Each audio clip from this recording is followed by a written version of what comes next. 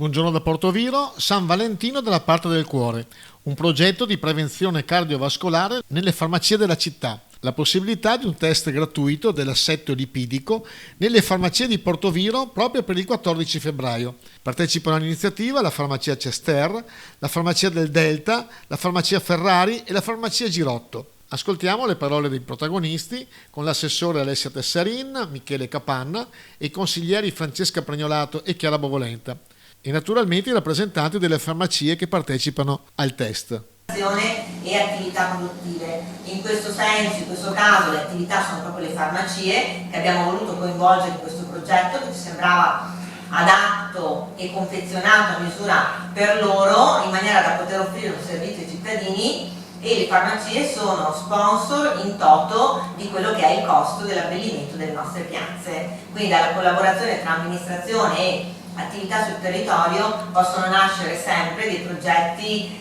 molto belli e molto sentiti, e quindi in questo momento ci sentiamo di ringraziare in maniera proprio dovuta la collaborazione che abbiamo ricevuto dai dottori che sono oggi qui presenti con noi.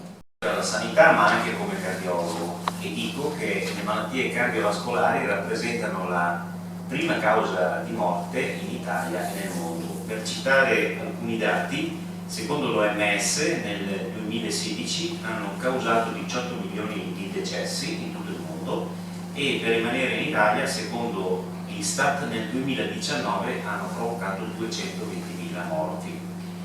E quindi è importante agire sulla prevenzione. Le strategie di prevenzione delle malattie cardiovascolari sono fondamentali perché consentono di ridurre la mortalità, la morbidità, cioè la malattia, e anche le ospedalizzazioni, avendo anche un beneficio in termini economici, potendo quindi risparmiare risorse che possono essere poi reinvestite nel sistema sanitario nazionale.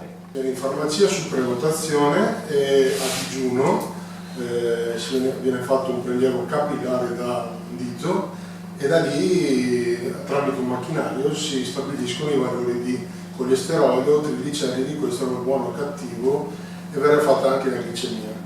Quindi questi valori dopo, in base all'esito, verranno anche consultati dal dottor Capanna se ci fossero dei casi un po' anomali, ecco.